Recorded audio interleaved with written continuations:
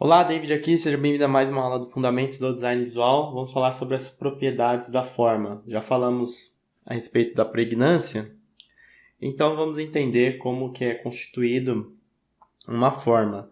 E antes de falar sobre as propriedades, é importante definir o que é forma. Se você for pegar o significado da palavra forma, você vai encontrar vários significados. No próprio livro do Gestalt do Objeto, que eu indiquei na aula anterior, lá ele fala sobre sentido filosófico, lógico, epistemológico, estético, enfim, tem várias definições, né? Até a definição do Aurélio. Mas quando a gente está falando de design, de comunicação visual, o mais importante é a gente se apegar a essa definição aqui, que forma pode ser definida, então, como uma figura ou imagem visível dentro do conteúdo.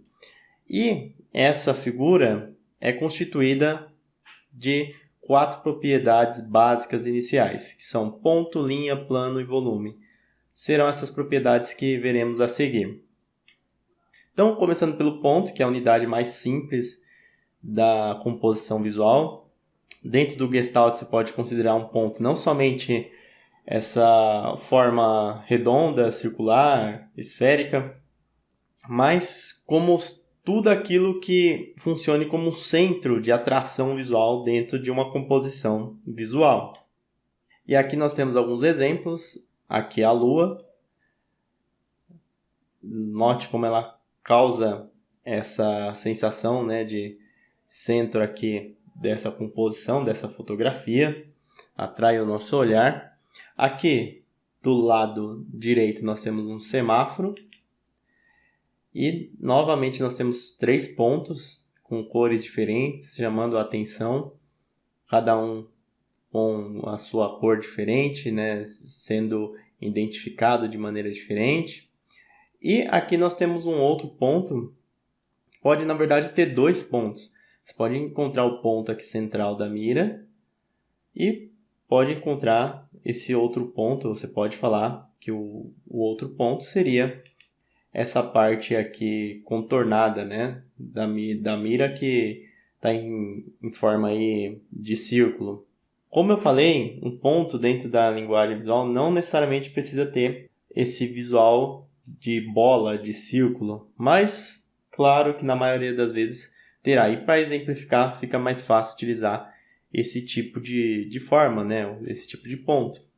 Portanto, saiba que qualquer ponto tem uma grande força de atração sobre o olho, seja produzido por você, seja de existência natural, como por exemplo aqui a própria Lua, não é? Sempre tem essa força de atração, tornando-se um centro visual, um centro de atração visual dentro da composição. Além dessa questão do ponto, também eu coloquei um exemplo aqui do pontilhismo, que é um movimento artístico lá em meados do século XIX, tá? Principalmente mais forte lá na França. E você percebe que esse conjunto de pontos, na verdade, nem são pontos literalmente assim, com formas geométricas redondos certinho, não. São pontos de pincéis aqui que constroem uma imagem, que constroem essa imagem aqui com as velas, as montanhas, enfim. Então, um conjunto de pontos pode criar uma imagem. E até voltando nas aulas sobre imagens, você viu que uma imagem, por exemplo, digital é formada por vários pixels, que talvez possam ser comparados a pequenos pontos. Então, pontos também podem constituir uma imagem. E mais do que isso, uma sequência de pontos constitui uma linha, que é uma ligação, né, entre pontos. Uma sucessão de pontos, uma linha. E ela nos causa essa sensação de movimento, de contínuo, de trajetória. Uma linha também pode ajudar a contornar, delimitar determinadas coisas, determinados objetos. E em design, o termo linha no plural define também estilos e qualifica partidos formais como linhas modernas, linhas orgânicas, linhas geométricas, linhas aerodinâmicas, entre outros. Então, termos linhas também pode ser utilizado para definir determinadas estilos, né? Determinadas áreas dentro do design. Aqui nós temos alguns exemplos da utilização de linha. No topo, aqui no helicóptero e nas mãos dadas, né, em comprimento, elas têm a função aqui de contornar, né, são objetos, são ícones inline, então não tem preenchimento. As linhas, elas dão o significado para que a gente entenda do que se trata aqui. Já no exemplo aqui da capa do livro, elas têm uma função um tanto estética, claro que coerente com o assunto aqui do autor do livro, mas dá para perceber claramente como as linhas estão determinadas aqui nessa capa. E também, claro, obviamente muito utilizado na arquitetura. Aqui nós vemos vários conjuntos de linhas, dá para subdividir quantas linhas você quiser aí, tanto desde a janela, das separações ali das janelas, aqui dessa parte mais para cima, aqui como se fosse um teto. Então as linhas estão aí, elas fazem parte do nosso dia a dia, seja na arte, seja na arquitetura, seja até mesmo na natureza. E por fim, nessa questão de linhas e pontos, nós temos os planos. O plano é um conjunto de linhas. Em geometria, e agora eu estou lendo um trecho do livro Design Gestalt do Objeto, ele diz aqui que em geometria um plano, por definição, tem somente duas dimensões, comprimento e largura. Então, para um plano existir, ele precisa ser composto por um conjunto, uma sucessão de linhas, e ter dimensões. Então, veremos agora alguns exemplos de planos, e aqui dá para ver muitos exemplos nessa imagem. Aqui na avenida nós temos um plano com linhas curvas, nós temos outro plano, poderia-se dizer, aqui nas margens. Nós temos outro plano, ou outros planos, aqui nas placas. Veja que esses retângulos aqui, eles têm dimensões, eles servem de suporte para que seja exposta a informação do trânsito. O plano pode ser definido também como questões de superfície, tipo fachada, né? Como eu estou até mostrando aqui, piso, parede, né? Placas decorativas de ruas, mas também pode ser definido, por exemplo, em um ícone. Aqui nós temos um plano através desse retângulo. Esse retângulo que inclusive dá suporte, delimita a área aqui das informações do restante da ilustração aqui do ícone. Nós também podemos dizer que temos um plano contínuo aqui nesse arranha-céu. E por que não nós temos um plano também até mesmo numa porta com tamanho de altura e largura, né? Ela determina aqui, ela configura a representação de um plano. Interessante também pensar que, né, um plano não precisa ser, ou às vezes a gente só associa coisas num estado horizontal, mais calmo, mas podem também ser considerados planos num sentido mais vertical. E por fim nós temos a quarta propriedade, da forma, que é o volume. Nem toda forma tem volume, mas é uma propriedade que você pode inserir para causar esse efeito tridimensional, né? Por exemplo, um desenho, ele é algo bidimensional, ele não é algo tridimensional, não é algo que você pode pegar, mas através de alguns efeitos você pode conseguir passar esse artifício. Então, o volume expressa, define a projeção em 3 dimensões, como nós conhecemos aí no dia a dia. Por exemplo, nós temos essa imagem aqui, que tem a maçã, e note que a maçã ela tem uma sombra e ela tem uma luz, algum efeito de luz. Isso é um artifício para causar volume. Agora mais alguns exemplos, onde inclusive veremos melhor essa parte aí dos artifícios de luz e sombra.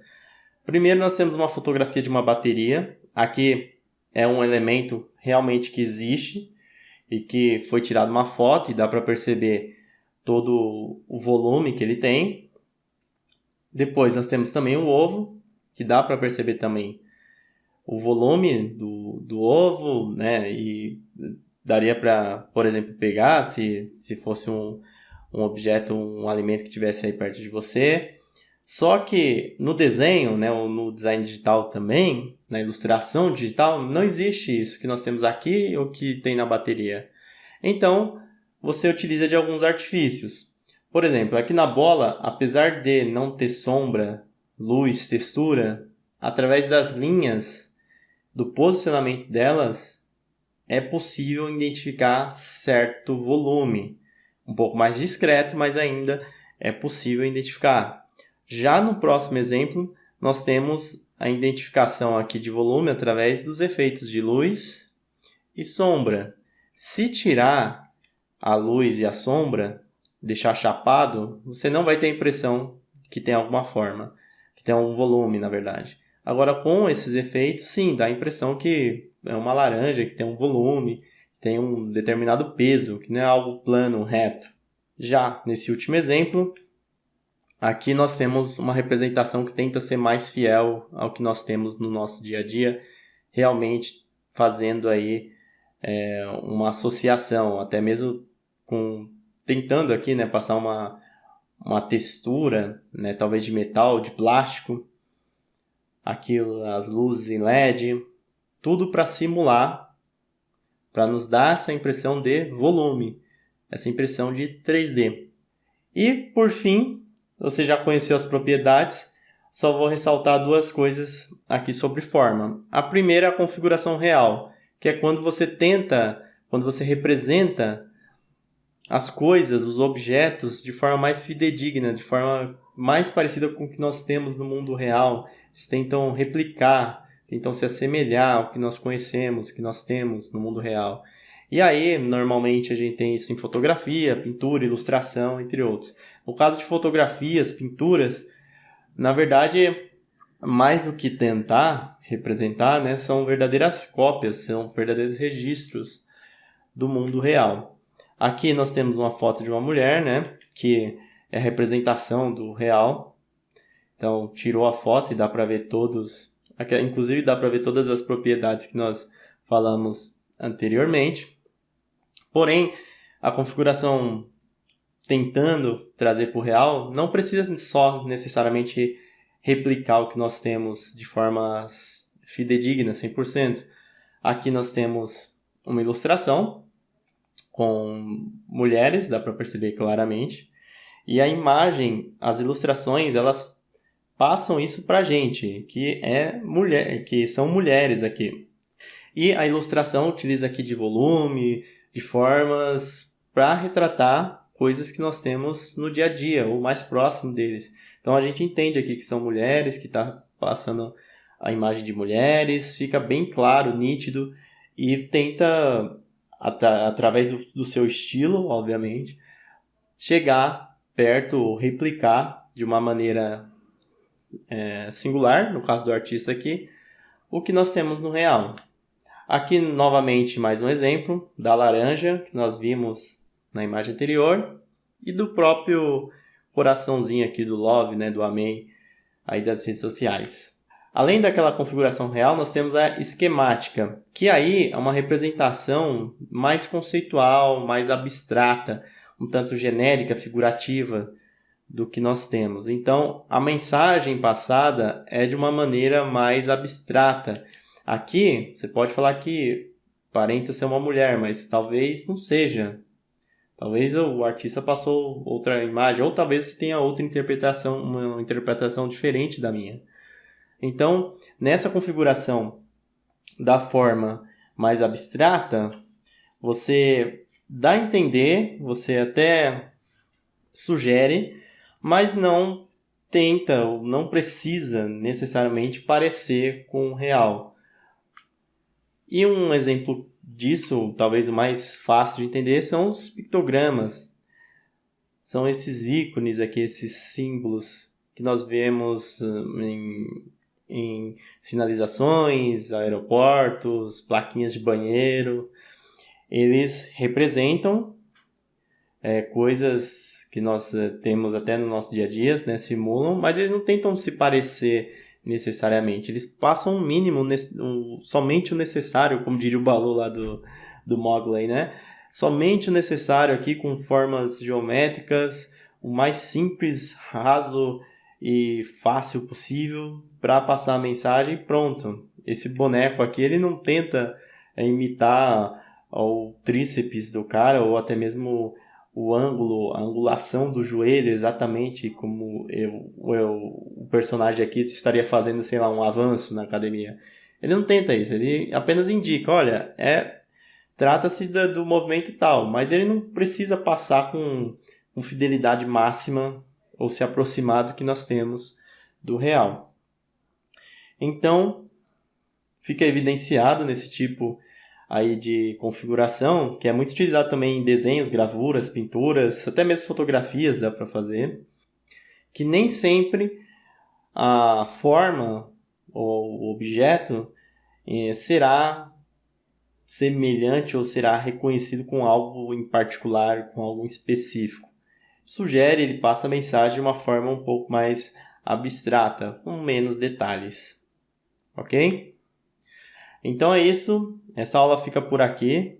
Como eu já dei a indicação do livro Gestalt do Objeto, essa aula foi baseada inclusive nesse livro. Se você quiser dar uma olhada nesse livro, é muito interessante. Tá bom? A seguir falaremos mais sobre Gestalt. Eu vou indo nessa, estuda aí, Galuxo. Um forte abraço e até mais. Fui!